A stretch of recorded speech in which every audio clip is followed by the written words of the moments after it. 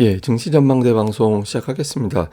지난주 증시는 유럽 문제, 또 은행 문제 이런 것들 불거지면서 좀 혼조로 진행이 됐죠. 그런데 나스닥 같은 경우는 빅테크는 현금이 많으니까 안전자산이야 이런 인식이 있어서 상대적으로 강했고요.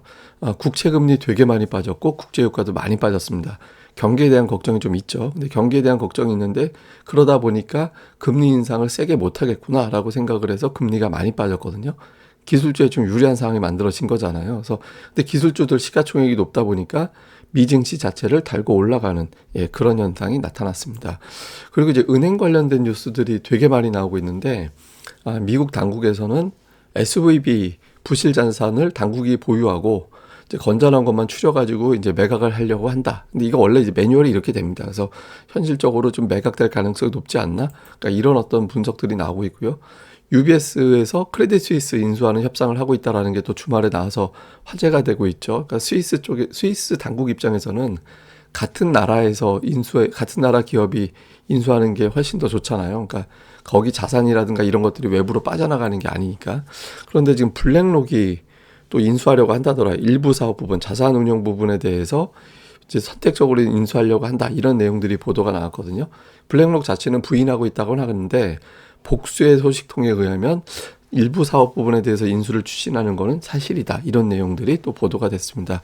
근데 양쪽 다 인연이 있잖아요. 그러니까 UBS하고 크레딧 스위스하고 이게 회사 사진 찍은 건데 그냥 도로 하나 놓고 양쪽에 있거든요. 그만큼 이제 스위스의 상징적인 어떤 회사잖아요. 그러니까 길 건너가면서 협상하면 되는 거예요. 예, 그리고 이제 블랙록도 인연이 있습니다. 그러니까 크레딧 스위스가 퍼스트 보스턴이라는 IB를 인수해가지고 이제 경영을 했거든요. 경영을 하고 있고. 그런데 이 퍼스트 보스턴이 이제 여기에 예전에 이제 근무했던 사람이 누구냐면 레리 핑크입니다. 그러니까 블랙록의 지금 현재 대표잖아요. 이 사람이 예전에 퍼스트 보스턴에 이제 근무를 했는데 근무한 다음에 이제 나중에 이제 그 크레딧 스위스가 이 퍼스트 보스턴을 인수한 거예요. 예, 그러니까 이제 이렇게 생각하시면 됩니다. 우리나라 이제 우리투자증권을 NH증권이 인수했잖아요.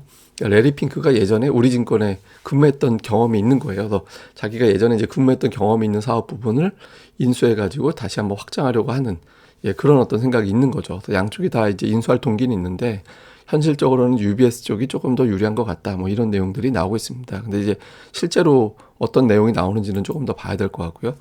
그다음에 이제 FOMC 앞두고 있기 때문에 물가하고 금리 관련된 뉴스들도 많이 나올 텐데 지난 주말에 놓고 보면 기대 인플레이션, 1년 기대 인플레이션이 3%대로 다시 내려왔거든요. 그러니까 물가에 대한 부담은 조금 낮아지고 있습니다.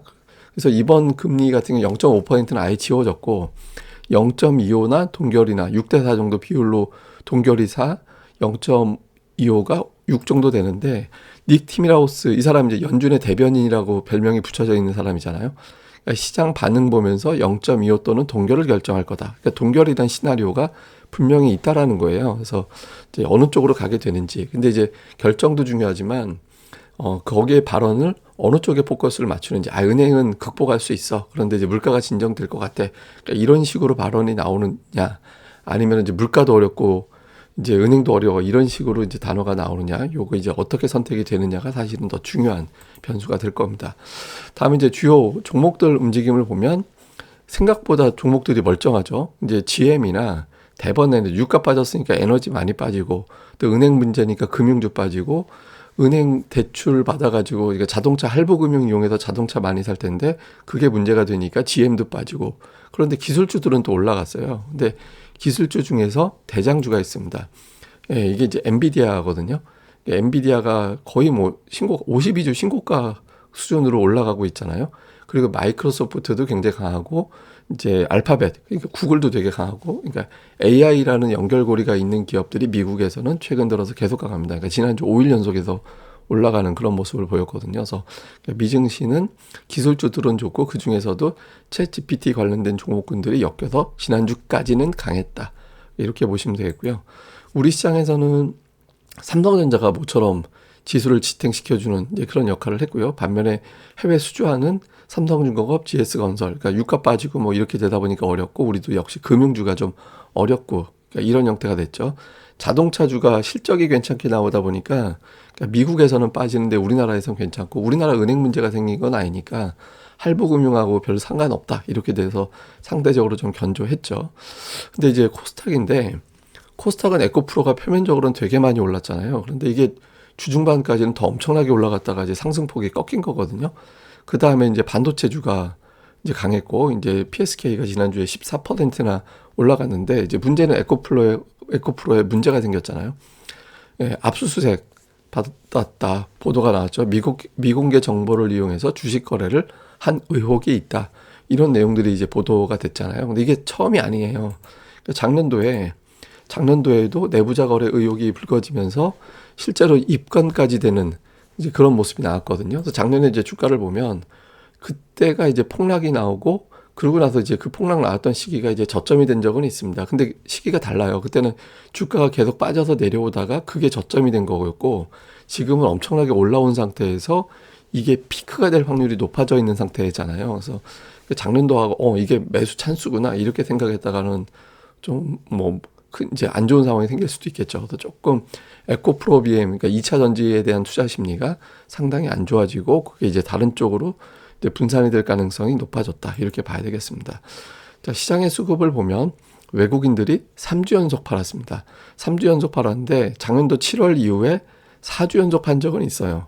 예, 4주 연속 판 적은 있는데 5주 연속 매도한 적은 없었거든요. 그러니까 이번 주 중반 넘어가면서 FOMC 끝나고서 외국인들의 어떤 수급이 조금 정돈이 돼서 다시 매수 방향으로 틀어지게 되는지 이번 주 중반 이후에 이제 흐름이 되게 중요하고요. 근데 글로벌 펀드는 계속 요 이제 초록색만 보시면 되는데 유입부로 되다가 아랫 방향으로 내려갔잖아요. 그러니까 은행에 대해서 일부 이제 투자자들이 의식을 하고 있는 거예요. 그러니까 유럽계 자금으로 추정이 되는데 어쨌든 신흥시장 쪽의 자금이 유출로 바뀌어 있는 상태고 또 대부분 국가에 대해서 매도, 그러니까 대만 제일 많이 팔았고 그 다음이 우리나라인데 골드만삭스에서 그런 이야기를 했습니다. 그러니까 은행 문제 터지면 한국하고 대만이 제일 큰 충격을 받는다. 그러니까 그 이유가 왜 그러냐면 이제 외국인 투자자들이 지분 투자를 많이 했는데 자금을 빼갈 것이고 자금을 빼가면 시가총액 최상단을 빼가니까 대만이나 우리나라 시가총액 최상단이 뭐예요? IT잖아요. 예, 이런 기업들의 부정적인 수급이 만들어지면서 증시가 닫힐 가능성이 높다. 그래서 한국하고 대만이 이런 국면에서 외국인들의 수급이 제일 불안할 수 있다. 이런 내용들을 보도하기도 했습니다. 그래서 어쨌든 대만하고 우리나라인데 말 바꾸면 이게 수습이 되면 외국인들이 또 다시 빠르게 복귀하는 게 두 나라가 될 수 있거든요. 그래서 이 부분도 이제 좀 주목을 해봐야 될 것 같습니다. 그래서 어떤 종목 매매하나 봤더니 지난주 수요일 이후부터로 따졌습니다. 왜냐하면 수습안들이 본격적으로 나오기 시작한 게 수요일이라 수요일 이후부터 따져봤더니 삼성전자를 2,800억 정도 사들였고요. 그다음에 LG전자, 자동차주, 셀트리온 이런 것들이 이제 들어가 있었고, 근데 하이닉스는 팔고 삼성전자를 사요. 그러니까 하이닉스까지 이쪽으로 넘어오면 이제 시장이 안정되기 시작한 건데 아직까지는 엇갈려 있잖아요. 그래서 좀 불안정한 상태에서 종목별로 골라 담는 정도 이렇게 보면 될 것 같고, 코스닥에서는 외국인들이 2차 전지를 계속 좀 매도하고 있죠. 2차 전지 관련주 첨보, PNT까지 2차 쪽에 라인업이 쭉 들어가 있고, 엔터주가 매수에 좀 들어가 있는 상태고요. 로봇주가 좀 들어가 있죠. 그 다음에 이제 IT주들, 원익 IPS라든가 이런 종목군들이 또 매수에 들어가 있고, PSK, 하나마이크론 이런 것들이, 기관 같은 경우는 역시 또 에코프로하고 에코프로 BM은 팔고 LNF는 매수하는 좀 엇갈리는 매매를 했고요. 그 다음에 이제 제약주들, 셀트리온 헬스케어, 셀트리온 제약, 삼천당 제약 이런 제약 바이오 종목들이 좀 많이 들어가 있고, 역시 또 IT 기업들, 그러니까 유진기업, 하나마이크로, 다음에 이제 동진세미캠, 이런 테스, 그러니까 이런 것들이 좀 들어가 있죠. 그래서 이제 2차 전지 집중해서 조금씩 양쪽 다 이제 분산이 되는 그런 모습들이 나오고 있습니다. 기술적으로 보면 차트 조금 점검해보고 하면 S&P 500 지수는 3,730을 기준으로 보시면 됩니다. 그러니까 이게 이제 200주선이 한번 회복되면 깨고 나서 이제 회복되고 나면 1년 이내 다시 안 깨거든요. 과거 미국 보면. 근데 1년 이내 다시 깨서 이제 깬 적이 두 번 있어요. 그게 이제 IT 버블 때하고 2008년 금융위기 때거든요. 그러니까 이걸 깨고 내려간다라는 그만큼 데미지를 주는 악재가 있다라는 거고, 그 위에서 이제 조정이 끝난다라는 거는 그냥 단기 해프닝 정도라고 봐야 되거든요. 해프닝이라는 표현이 적당하진 않지만, 그래서 3,730 위에서 조정을 끝내주는지 여부가 되게 중요하고요. 그다음에 코스피 지수는 일단 121선, 이제 200일선 언저리까지는 이제 올라오긴 했는데, 여기서 이제 제일 중요한 건 2,350입니다. 이거 깨지면 상당히 안 좋은 어떤 재료가 계속 나오고 있다라는 거고, 그렇게 되면 2200까지 염도해야 되는 상황이 생길 수 있거든요. 그래서 2350이 되게 중요한데, 조금 변화가 생긴 건 삼성전자가 지수하고 좀 다르죠. 그러니까 지수하고 달리 지난주 21선까지 올라와 버렸거든요.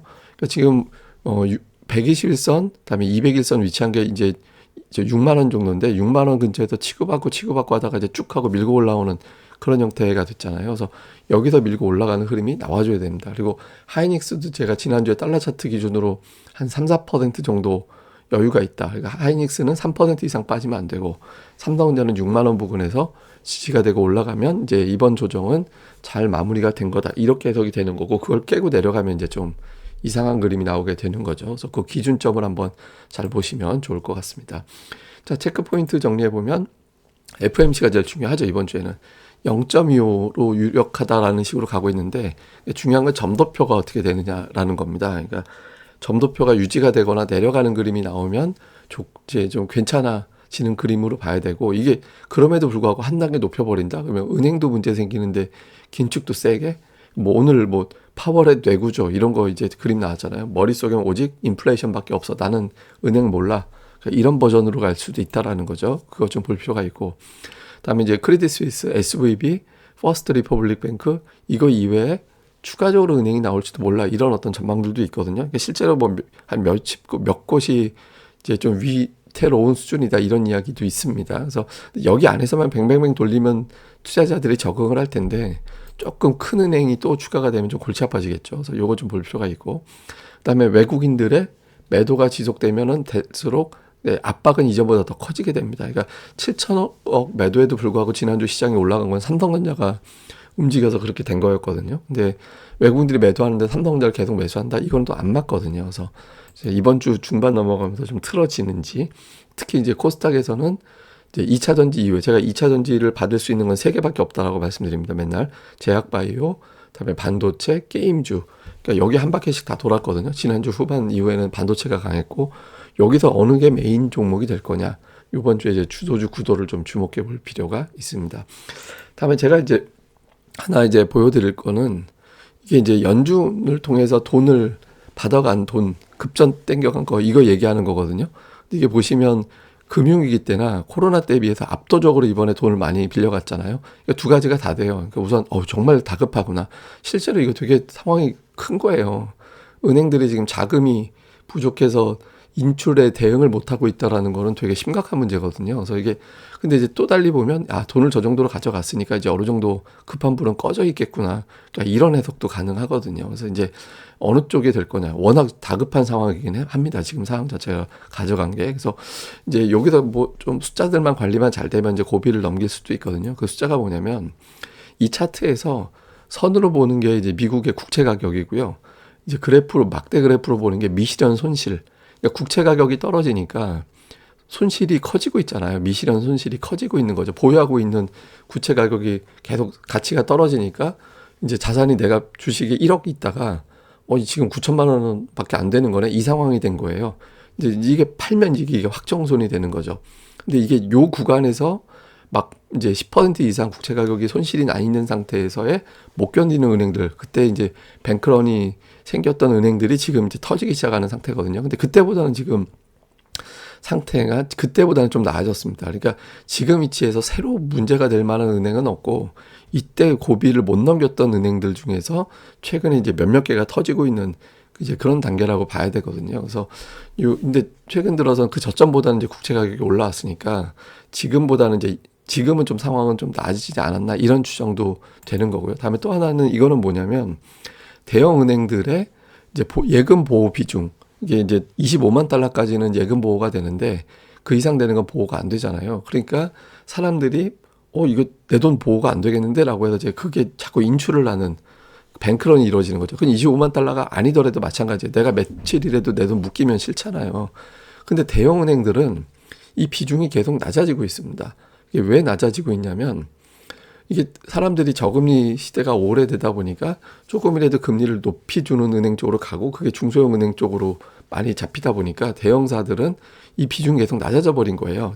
그러니까 골드만삭스에 있던 돈을 빼가지고, 그러니까 퍼스트 리퍼블릭으로 간다든가 뭐 이런 현상이 나온 거죠. 그러니까 대형 은행들은 오히려 자산에서의 어떤 그러니까 위험 노출이 더 줄어들어 있는 상태입니다. 그러니까 큰 은행 쪽에서 별로 위험 터질 가능성이 오히려 낮아요. 예, 그러니까 이것만 놓고 보면은 사실은 괜찮은데 이제 여기서 이제 어떤 형태로 변화가 되고 이제 또 확산이 되는지는 알 수는 없죠. 그래서 현재 버전으로는 금융위기까지는 아닌 것 같다. 그런데 이후에 이제 어떤 형태로 또 틈새가 생겨서 이제 뭐 댐이 무너질지는 또 모르니까 이제 뉴스는 계속해서 잘 봐야 될 것 같습니다. 요 내용은 제가 텍스트로 그 카페에 올려놨어요. 여기 보시면 오늘의 증시라는 게시판에 제가 금융위기가 정말 올까요? 라는 걸로 요 내용들을 제가 텍스트로 풀어가지고 이제 설명드린 게 있으니까 여기 오셔가지고 내용들을 한 번씩 보시면 도움이 될 것 같습니다. 그리고 이제 고릴라 리서치 3월 가입은 이제 혜택 드리는 거 하루에 1,000원꼴로 가입하는 건 이번 달까지만 혜택 드리고 바로 정상으로 복원이 됩니다. 그래서 여기 공지 이제 올려져 있으니까 많이 관심도 부탁을 드리겠습니다. 예, 그럼 저는 다음에 뵙겠습니다. 이 방송 좋아요와 구독하기, 특히 구독하기, 좋아요 꼭 좀 부탁드립니다. 감사합니다.